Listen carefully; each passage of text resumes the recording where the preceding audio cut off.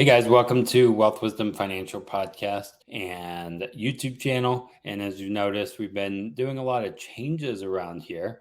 And the fun thing is, you've seen us move away from grandma, move into Wealth Wisdom Financial. Some of it is we've learned a lot about us personally. We have learned that we actually know a lot about what we're talking about. And grandma's great, but I feel like we are just more confident in our own thing and bringing on amazing guests that know their stuff. We are in the process, and when this records, we will be in a new office. We will have our own building that we own and have now are having our own office space instead of renting, which is going to be amazing. We're going to be able to grow our firm and have a bigger footprint, and it's just going to be amazing. But all of that to say is, I've been going through and figuring out commercial real estate and funding and all of that, not just from my understanding of what I do in the infinite banking world, but reaching out to bankers, talking to people, and learning a few things that I didn't know as I'm going into this. And it's a new fun rodeo as we level up our game. So today, though, I get to interview Lisa Rodino, and she's a commercial financial specialist who helps small business owners and investors navigate the many financial options available to help them grow and prosper. That's what I hope to do for my clients, and where I know having a good relationship with somebody who understands that stuff is really important, right? So in her early years, Lisa was a radiation therapist, and she did treatments to cancer patients and such. She enjoyed easing tensions and helping people get through very stressful times. And probably she does a lot of that still right now. It may not be cancer, but sometimes the debt that people have and the frustrations they have probably feels like that, I bet you. And now she's been able to use that to return to the workforce and begin assisting men and women with finding the right funding. Hey, Lisa, thanks for being here. Lisa, I love that you were in one field and moved into this field. Similar to us, we were in the coffee world of all things and ended up in the financial services world. And it seems sometimes that it's like doesn't make sense, but it oftentimes does. Tell Right. us a little bit how you got into this and not in the same industry. Well, back in the 90s and early 2000s, we owned a residential lending brokerage. So we were helping folks with their personal homes back Mhm. in Michigan. And it was kind of the tip of the iceberg of what occurred in 2008 because we were watching the values of the homes versus what the lenders were offering, and it Mhm. just didn't add up. It wasn't going to survive. We want to do things the right way. We didn't want any troubles. So we decided it was time to sell our business, liquidate, and go into the private sector, which we did for many years. And in the radiation therapy world, my patients were my passion. Mhm. But as I matured in my skills, everyone wanted me to be the leader. I was a director of a radiation therapy department at one point, and it takes me away from my patients. It's funny how that works. You get good and then they take Yep. you out of what you love to do. Right. So I decided I would just leave that behind for a little bit because, you can't get access to the patients when you're busy running the department. And this Mhm. way, I have the opportunity to work with people that have ailing businesses at some points or businesses that just, need some help. So I love learning the story of my clients and finding the right solution for them. And I'm trying to change the face of alternative lending because how many of us think, oh, alternative lender, what kind of rates are they going to require? I work on finding the folks in the lending world that will work with the folks on Main Street Yeah. because, you got Wall Street and Silicon Valley that they're doing just fine, but I want to bring an even playing field to the folks on Main Street now. And you've probably seen all kinds of things. Like I think about that a lot in creative finance, syndications, note investing, all of those types things as I'm in the real estate investor group here in Cincinnati, and even learning more and being in the infinite banking world and thinking about the idea of nitro and glycerin, the access to capital and someone's need for capital is really important. And what I've learned a lot is don't do what the banks tell you to do what the banks do. But Right. what are the banks looking at? Because they want to mitigate their own risks, Hmm. and they have a lot of things that they want to a long list of check marks that you got to fill out. Again, I'm in the process of buying a building. It's Hmm. not a big deal for me. I know I'm good for it, but they might have had people who aren't. Right. So, how do you help navigate clients who come in and say, "I want to do this or that"? Do you have a lot of heart-to-heart conversations, and you have to tell them, "Hey, you might want to wait a year"? Well, yes, definitely. Yes, if they have the funds, sure, let's go through this. But there are things that you need to think about. You're going to go knock on the local banks when you need money. They're going to tell you no. Yeah, Are you just getting started in real estate investing? Do you have your EIN number yet? Do you have an entity established? Have you built any business credit? Those are all questions for the consumer, and sometimes they haven't, but I have a product that I can introduce them to help them build their business credit, separate their personal and their business credit, because you don't want to be utilizing your personal credit when you're looking to build a business. You yeah. need to protect that. You need to protect your own personal home. I'm not an advisor. I'm not a CPA. I'm not an attorney. So let me put that disclaimer out there. Nor am I a financial planner. Speak to your professionals, but ask those questions. What do I do to build business credit? Do you know lenders will look at a file, and if someone's operating a business with their own personal free email account, that will be a negative mark against you. Many people don't realize that. So we go through all of that with our clients, help them get their web page, even if they're just a real estate investor. The lender needs to see that you're a credible entity before they'll offer you the lending. So, we go through a list of things, and yes, it may take a little bit to get to the funding, but let's make sure that you're ready, and that we get you through the right steps to bring you success. Yeah, and I think sometimes people don't realize there is a thin gray line between business and personal. And that idea that it's all interconnected, but the banks and entities are going to look at them separately, but also some of it in conjunction, right? Absolutely. So, this is an interesting thing that I had when we were first trying to buy our home here in Cincinnati. We had the money, we were making decent money. Mhm, mhm, I'm an entrepreneur, and we mhm, had sold a business, so we mhm, were in between businesses, and my new business didn't have history, and mhm. also I had sold the business, so I had capital gains, plenty of money coming in, but it didn't they like to say, "Okay, do you have a W-2 that's gonna bring you 30 years?" and all of this other stuff. And it was really interesting for a personal residence how challenging it was. And I had to wait a year just Yeah. for that, even though I had the money, which was frustrating. And then I moved March 13th of 2020, which was interesting time to move. Yeah, that's for sure. In the midst of the start of COVID, you talk about, yeah, the move and proving your business and separating your personal and business credit. Do you know the number one business credit card in the United States will show up on your personal accounts? So how do you like whenever it's business, personal, separate? How do people figure that out? Like, they want to run a business. The world is Mhm. in this space of everybody's now a business owner, and there's loans out. People are getting credit cards like crazy, like it's water, and we want to grow, buy buildings, and all of that. How do you help them look at the big picture, both personal, the corporate side? How do you help them strategize that? Well, we have a program that helps them learn about separating personal and business credit.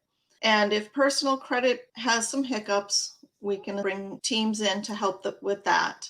And we want to get our clients to funding. We may need to build some personal credit as well as the business credit simultaneously. And we have an education program that we help them go through so they understand why we're having them take the steps they take as they go through our program. And we educate them so that they can take this information and continue to apply it to their business or Mhm. have it ready for when they want to start another business. Because building business credit is very important. Do you have the right vendors that you're utilizing for your net 30s so that you can show and have them report your business credit ratings, which many, over 80% of the US don't realize that there are business entity credit rating systems. You and I know about the FICO score. We're constantly looking at that, making sure that's intact. Well, business entities have credit ratings as well. And two of them are the Experian score, which is the IntelliScore, Yeah. which is the commercial side of Experian. But then there's also the Paydex score, which is measured by Dun and Bradstreet. How do they find that? Do they just go to those sites and say, hey, I want to look at my credit score? Same way? Not exactly. You have to sign up for a special service to be able to access that. But have you built up any business credit yet? Are Mhm. you using the vendors that will report to those two different agencies? There's a lot of digging you need to do to find that out. Gotcha. And one of the vendors could be Home Depot. But if you and I walked into Home Depot today and asked for a business account, they're going to attach it to your personal account Yeah. because your business entity hasn't established the right levels of business credit yet. So it's a whole new program and education that you need to dig into. We have programs that will teach you, or you can do it on your own. Either way. Well, and that's the hard part is even understanding the credit history and figuring that out. And I'm in the life insurance world, and I just learned the medical side even is complicated. How do Mhm. you understand that and not just get overwhelmed? Where part of my thinking is, if you confuse, you lose. This is what Donald Miller says. And I Right. feel like sometimes the system is built to confuse us, from taxes to taking a loan for buying a building. And you're like, all right, I'll just take the best thing, or I'll just do a banker down the street because they're all the same. So, how do you communicate that to somebody who says, well, they're all the same? Because they're not, right? No, Um, the banker down the street may not even open the doors for you to even access a commercial lending product mhm, because that's not their forte every day. That's not their bread and butter. The mhm, people that I align myself with, that's all they do.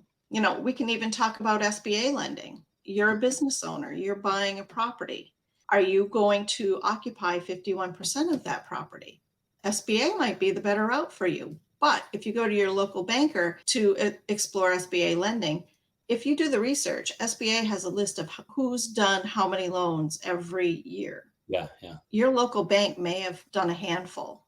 yeah, My people are doing hundreds. yeah.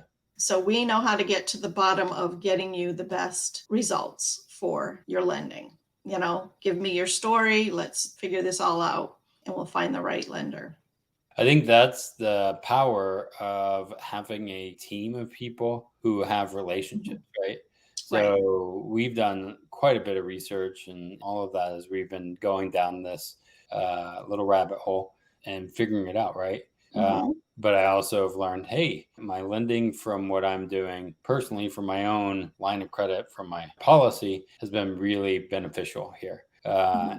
And having that control and the relationships, right? So it is who you know as well. And within this industry, a lot of times we forget that maybe we need to learn a little bit and find the people who know, the specialists. Your stock market person may not understand this whole thing, or your State Farm tax person, they're there to help file your taxes, right? So you want to figure out how all of these play and have a solid team. That's something why I love having you on and other people who are thinking in those industries. Because again, you might have a general practitioner. They understand Right. your health, but you Mm-hmm.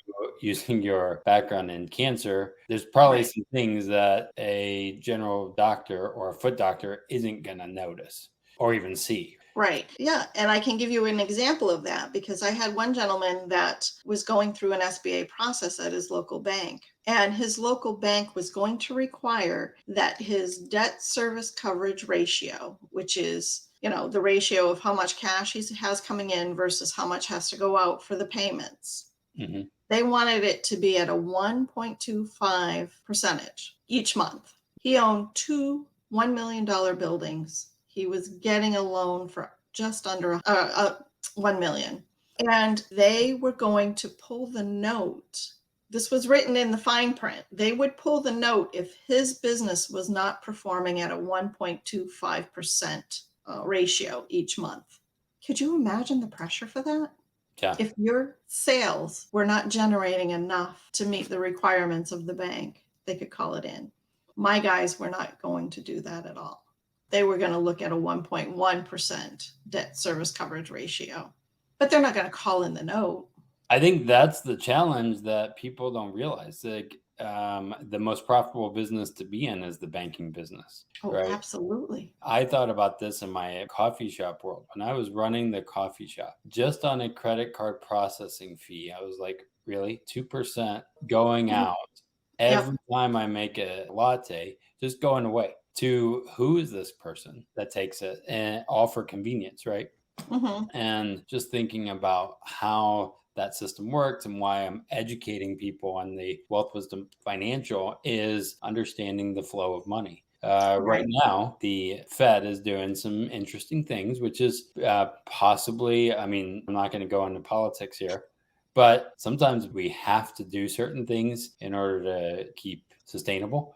And they're doing certain things which are going to hurt some people or limit their abilities. You seen that happening where you're seeing a lot more influx because of what's happening over there? Not a whole lot just yet. I mean, we get a lot of questions, but things in the real estate investing Mm, realm, things are slowing down a little bit. They're kind of taking a pause to see what's going to happen here because, look what happened in New York during COVID. They put a moratorium on evictions. yeah, That hurt my clients horribly yeah. because they have a beautiful apartment that they should be making 18 to 2000 per month on, and somebody's living there free, Yeah. and you can't file an eviction notice. So then For what happens to that guy who has to make that 1 point whatever percent? Mm, Well, that particular gentleman was an auto mechanic. He was okay. He was keeping busy with that. But this one was, she was in a high debt product because she was doing renovations yeah. and she needed to refinance out of that ridiculous rate. And she had an apartment that she wasn't able to access. So that took away from her cash flow. I think that's also when it comes to refinancing and thinking about that. And I help people crunch the numbers. It's all about cash flow, in my opinion. Yes, And cash is king. cash is king, cash flow is queen. Access to cash is really important. In our membership site, we talk about the idea of lazy money. Having money that's not just lazy, watching Marvel things or whatever. That's lazy for me. Right. Entertainment.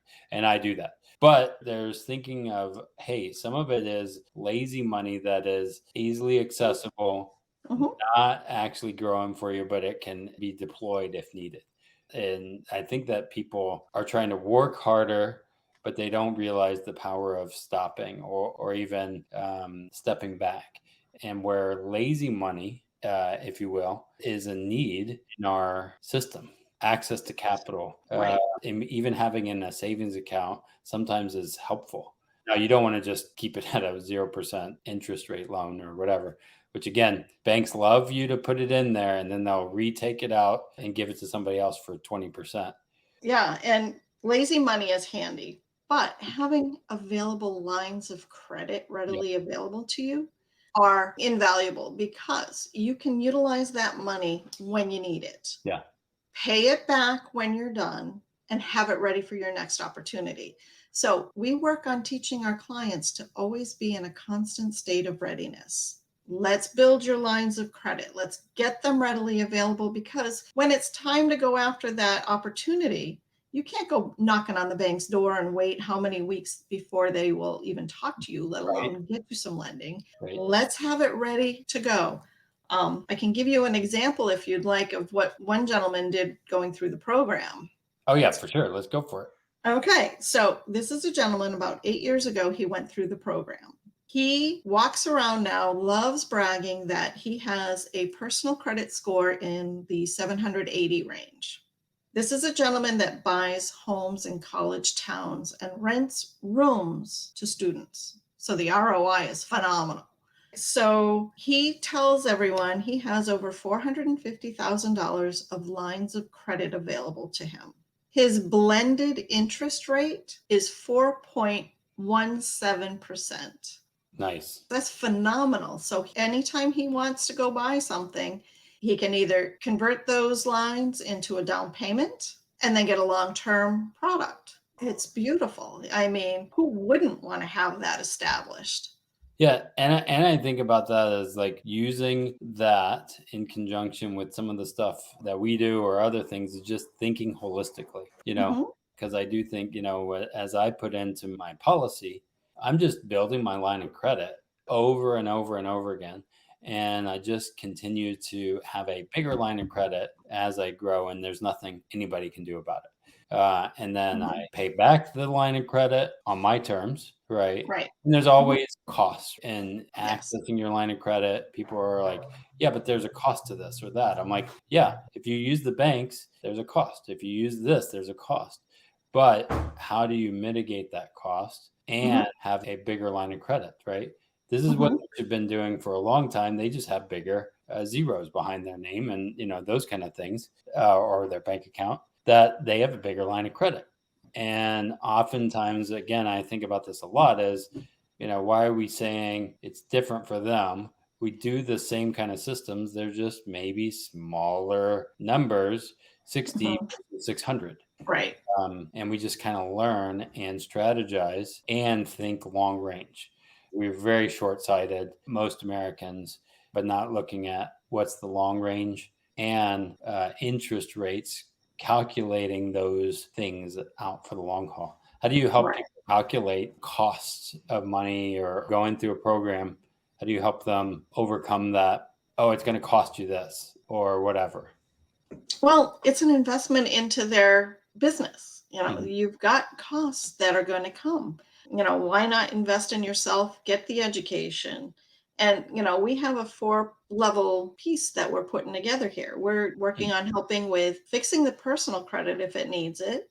We're working on building the business credit, and we're getting them funded on their business side and educating them. So it's an all inclusive type of program that we have for them. And yes, it does come with a cost to be educated on this. Yeah. But man, once you have that education, you can soar with the information you gain, so long as you follow the recipe, you could say. Well, and again, I think about that from when people are asking, what's the rate of return? All this other stuff. And a lot of times I'm like, that is the wrong question to be asking, usually. And thinking about a business, again, I'm in profit first. I do profit first, but the cost of lights for your business, having the lights turned on, paying for licensing, taxes, even, there is no return on investment on that kind of stuff, but you need to take care of it. Right. What is important and what I tell people on, even like when I set up the policies, I'm like, there's a cost of insurance. That's the cost of building the business. That's the setup fee, if you will. The overhead. Overhead, yeah. All of that stuff that is a part of it. Even personally, a lot of people, they don't think about the cost of not learning something, coaches, mentors, whatever that is, and Hmm. how they're like, well, this costs too much. I'm like, well, actually, by not doing that, it costs you a lot more. And that is a struggle for a lot of people. Well, that's when they're still thinking as a consumer and a private individual. They're not thinking as a business owner with those overhead expectations of cost to have success. If you don't have the knowledge, how can you succeed? I think that's the mic drop power here. Again, as you guys are listening to this, is learning, hey, finding the right people that understand that, getting a part of the right programs that can complement each other. That is huge. The other thing I've seen a lot and heard a lot is I don't want to pay myself because I don't want to pay the IRS any Mhm. extra. And I want to just show that I make no money because that means I don't have to pay taxes. Have you ever experienced that or heard people like say that kind of thing? Absolutely. I've had people want to buy businesses. And when we ask to see the taxes, they don't want to show them, or Mhm. they're showing no profits. So they're shooting themselves in the foot because you need to show that your business is cash flowing if you wish to sell it. because lenders are going to look at your previous 3 years bank statements to see what kind of gross revenues you have coming in, to Yep. see the value of the business. Because if you're putting a price tag on something that's $1 million and you show zero profits, your business is worth zero. No ifs, ands, or buts around it. Yes, there may be real estate or whatever, but you can't sell it as a business for that amount of money if you're not showing cash flow. And paying yourself is hugely important. Get yourself on the payroll. Look what's happening with the Employee Retention Credit Program. Yeah. If you have W-2 income wage earners during COVID, you would be credited up to $26,000 per employee, Yeah. or for total. And it was like $7,000 per full-time employee per quarter. That's a lot of money to be leaving on the table, but Yeah. people are getting that credited back. And I help people with that. I Yeah. have a gentleman that he had a handful of employees, didn't realize anything about the Employee Retention Credit Program. We're getting him over $73,000 back to use however he chooses. This is not a debt product. Yeah. So it's going right back into his business to use it as he needs for payroll or whatever else. And he didn't need a debt product because we found him that. Well, I think that's again the power of having those relationships and being familiar. Like whenever I started our business, we didn't even have staff. We were the staff, right? Uh, Yep. and we were like, oh man, I wish we would have been in that position. However, we were in transition from the old one to the new one. But now, having paid ourselves, learning principles that we did not implement previously, the profit first system, and why I say it's so important to build that. Because I see business owners right now are like, yeah, this is my retirement. I'm like, yeah, how are you're going to sell it? Like what? Mhm.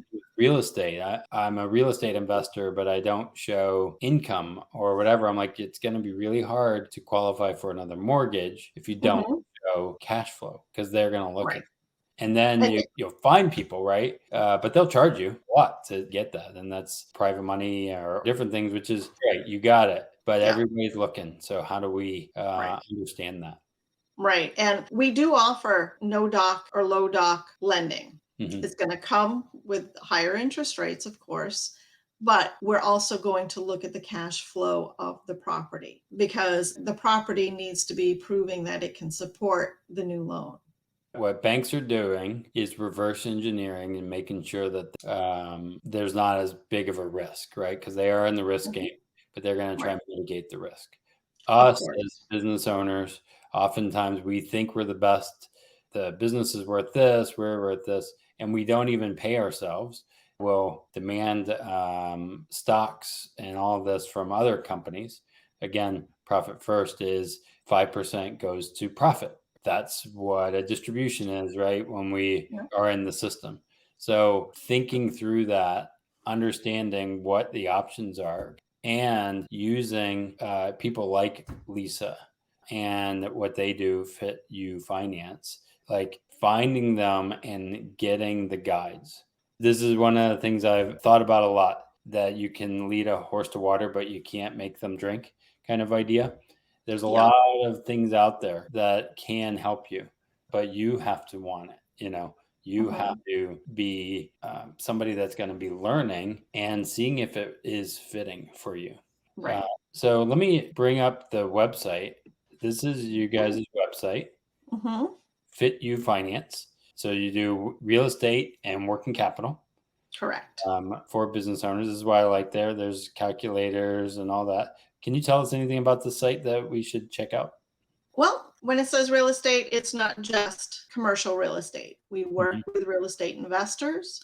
We work with commercial real estate. We can do the residential lending so long as you are not living in the property as a primary residence. So keep that in mind. We can do the stated income of the property, being what's the cash flow showing on the property. We can do SBA lending up to 90% for owner occupied SBA commercial lending. And we can do the unique stuff, including car washes and, you Nice. name it, bring us the story. We'll find a place for it. And then, of course, working capital. Most of us need working capital in that line of credit. What I think is going to happen as we move into this, what is it? Mark Twain, a banker's a fellow that lends you an umbrella when it's sunny outside, but when it rains, wants it back. Yep. This is why establishing these lines of credit are important, but they can and they have changed those rules when 2008 hit. So that's why Right. having those things open and going alongside the policy, those are really, really powerful to have different lines of credit, right? Establishing them is, always very beneficial for you. Again, I wanted to show you guys this so you can go through, see what works. Again, as I'm a specialist in what I do in this strategy of building what I call the infinite banking line of credit through your life. That's what I love doing, and reverse architecting and seeing how that works. But then you need to find people like Lisa and other people that can think strategically about the other pieces as well. So then you can break through to a smart, stable financial future, not just for yourself, but if you're a business owner, here's the thing. You also have other people depending on your success. And I think about that a lot as I have staff, that it's not just me going out there making sure things run. I want to make sure my staff and everybody else has a job. And I'd rather not give most of it to some person who I don't even know somewhere else. And how do I control that banking function as much as possible, or work with people who understand that function? A majority of business owners don't understand all the financial tools that they have available to them. Yeah. They're busy running their businesses and they're not aware. And, I always say, let's take a look, what's available to you. Do you really know? Majority don't. That's part of why we created our community. Wealthwisdom.mn.co is our community. And it's all wealth wisdom financial, right? For Mhm. business owners. It's specific to business owners. And a lot of people in business, they say, well, I'll hire a CFO whenever I have the money. I need to work on sales. I need to do this. But understanding it, like I don't know how to do taxes. But I know how to read a P&L statement, right? Or those kind of things. Needs to at least understand high level so you can be not the CFO. You are going to be a CFO in the beginning if you're a baby Mhm. business, and you're going to be the marketing person, and you're going to be everything. But you have to like understand that, and that's why it's stressful, right? And so, Right. how do we alleviate that? And that's why we call it the still method: setting your sights, tracking, inspecting, looking for 1% adjustments, and living deliberately. Having a conversation with Lisa may be a deliberate thing that you're doing to change 1% adjustments in your business, but you're taking ownership of that CFO role, because it's not just about making money, but it's also keeping money. And that's what I think, Lisa, you want to bring to people, is helping them not just make it like that. That's important, but Right. how do you keep the most for you, and how do you understand cash flow? Right. Anything else you'd want to bring up before we sign off for today? Well, just something to think about. 68% of business owners that are looking for funding don't get it. And that's a fact from the Federal Reserve. Let's get you positioned to have what you need to be constantly in a state of readiness for your next opportunity so that you can survive and strive in your business. Or when emergencies happen. We had a flood in our business. We needed to access capital to get over that flood, because Mhm, insurance doesn't just pay out like right away. But guess what? You still get bills mhm, coming in. And mhm. most businesses are writing, they're making money and paying next week. It's almost like individuals are a lot. Mhm. So having that access is really, really important, whether Right. it's policy or a line of credit that you can use at a low cost, so you can not just be ready for opportunities, but mitigate risks. Stupid floods like I had. So, Oh, uh, yeah, that's tough. oh, I never want to wish that on anybody, but I learned a lot. So, so cool. Thanks for being Yeah. here, Lisa. You guys don't forget, check out fitufinance.com. Tell them if you go there that you heard about it through Wealth Wisdom FP. and see how they can serve you as you are breaking through to a smart, stable financial future. And we will see you next time.